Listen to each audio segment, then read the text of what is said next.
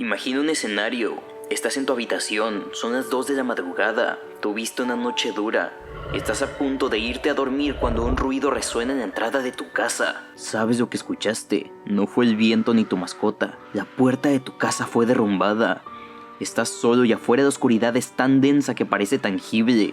Un escalofrío te recorre el cuerpo, tus piernas tiemblan, el pulso se te acelera. Te acercas a las escaleras sin aliento, rezándole a un Dios en el que ni siquiera crees. Bajas, enciendes la luz y... Vaya pues, sí que era el gato, sí.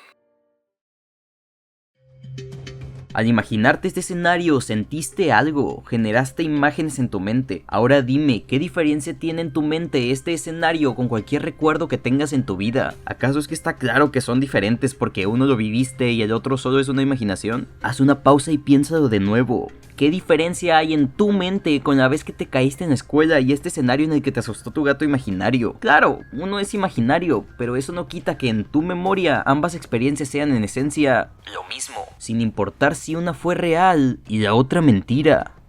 El filósofo escocés David Hume abordó esta distinción entre las ideas de la memoria y la imaginación en su Tratado de la Naturaleza Humana. Lo que comenzó como una reflexión sobre cómo formamos nuestras creencias y concebimos nuestra identidad, se convirtió en un eje central en la filosofía moderna.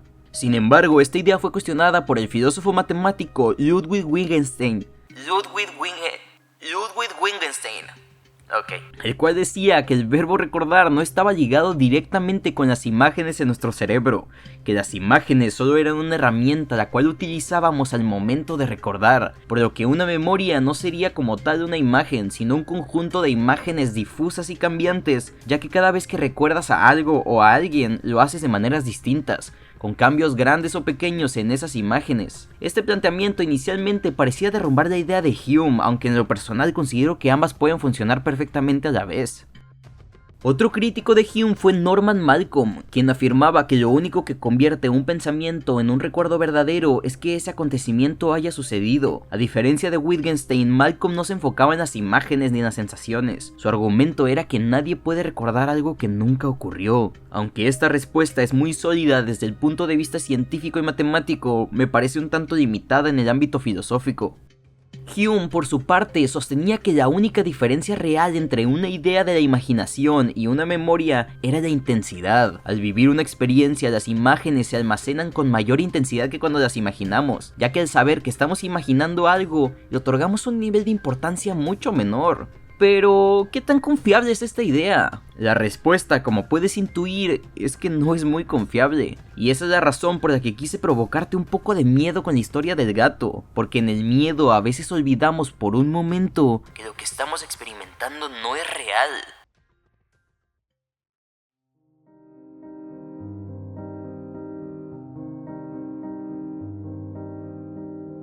En el videojuego Amnesia The Dark Descent, el protagonista Daniel despierta en un castillo con muy pocos recuerdos de su pasado. Una nota escrita por él mismo que le ordena matar a un hombre llamado Alexander y lo advierte sobre una entidad llamada la Sombra que lo persigue. A medida que explora los oscuros pasillos, Daniel encuentra fragmentos de su memoria, descubriendo que tomó una poción de amnesia para olvidar los horrores que cometió en su pasado. Sin embargo, lo que recuerda no siempre es confiable. El miedo distorsiona su percepción, alucinaciones y sombras parecen moverse, y lo que una vez fue cierto se desmorona ante la incertidumbre. No contaré el final para no hacer spoilers mayores, pero Amnesia ejemplifica perfectamente la idea de la fragilidad de la memoria de David Hume, y la poca distinción que hay entre acontecimientos realmente vividos y acontecimientos que nunca sucedieron, mismos que pueden ser moldeados por el propio miedo. En el caso de Daniel, el miedo amplifica sus recuerdos, los retuerce y los hace sentir más reales que su propio presente. En el terror, esta ambigüedad es lo que nos atrapa. Cuando la realidad y la memoria se confunden, el miedo nos hace olvidar, aunque sea por un instante, que todo lo que vemos no es más que una ilusión.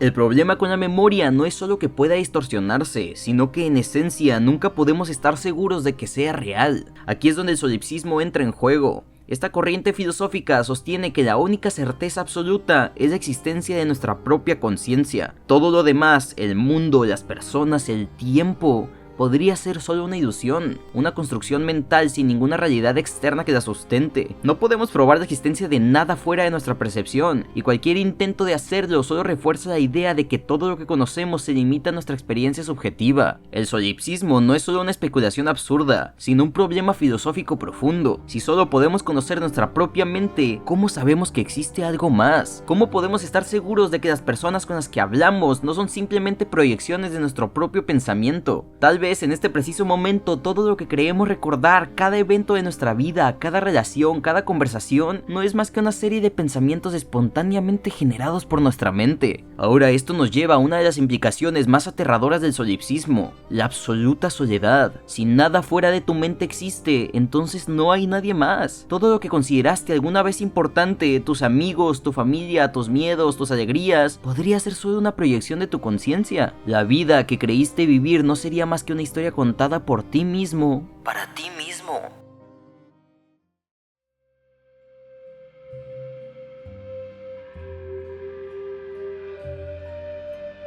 En la película Jacob's Ladder de 1990 seguimos la historia de Jacob Singer, un hombre que regresa de la guerra de Vietnam y que vive atormentado por horribles alucinaciones, visiones y recuerdos fragmentados de la guerra. La trama se desarrolla a través de una serie de momentos en los que Jacob intenta encontrar algo de normalidad en su vida después de la guerra, pero pronto se da cuenta de que está atrapado en una pesadilla, una confusión que parece no tener fin. A medida que la película avanza, el espectador es introducido a un mundo distorsionado, donde la realidad de Jacob parece estar constantemente cambiando. Jacob es perseguido por aterradoras visiones de personas en la guerra, figuras extrañas y eventos incontrolables que lo hacen cuestionar su propia cordura. Las alucinaciones se mezclan con lo que parece ser la realidad, y las personas que él conoce parecen comportarse de formas extrañas y desconcertantes. En algún punto de la película, Jacob recibe una llamada de un hombre misterioso y se reúne con él en los muelles de Manhattan. Ahí le revela que es un químico perteneciente a la división química del ejército y fue responsable de la creación de una droga experimental llamada la escalera para potenciar los niveles de violencia en los soldados. Esta droga fue administrada en secreto a la tropa de Jacob, lo que causó la masacre del inicio de la película. Con esta revelación, Jacob comprende que los misteriosos eventos a su alrededor fueron causados por la escalera, ya que algunos residuos de la droga todavía se encontraban en su organismo. Las distorsiones de la realidad, las visiones de los monstruos y las figuras de guerra son en realidad manifestaciones de su mente tratadas por la droga. Al final de la película se revela que Jacob en realidad está muerto. Lo que vemos durante toda la película son visiones de su agonía en el momento de su muerte, atrapado en una especie de limbo, intentando encontrar paz antes de cruzar al otro lado. La revelación final es impactante, ya que todo lo que había vivido Jacob desde la guerra hasta las extrañas alucinaciones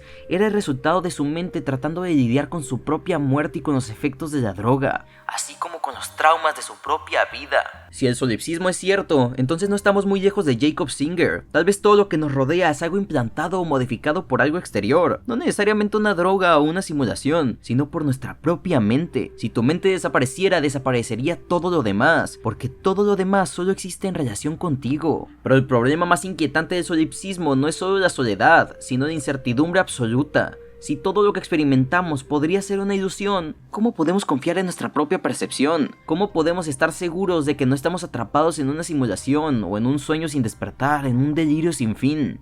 Aquí es donde el terror filosófico se vuelve más perturbador que cualquier monstruo, porque al final un monstruo es algo externo, algo que podemos enfrentar, pero el solipsismo sugiere que el verdadero horror no está afuera, sino en nuestra propia mente. Es la idea de que nunca podremos saber si estamos solos en el universo, porque el universo mismo podría ser solo una proyección de nuestra propia mente. Podríamos ser el único ser vivo de todo el cosmos, aunque si ese fuera el caso, por lo menos sabríamos que nosotros existimos, ¿verdad? Porque hay una cosa que he estado omitiendo en todo este video conscientemente. Hasta ahora he hablado del solipsismo como si al menos hubiera una certeza.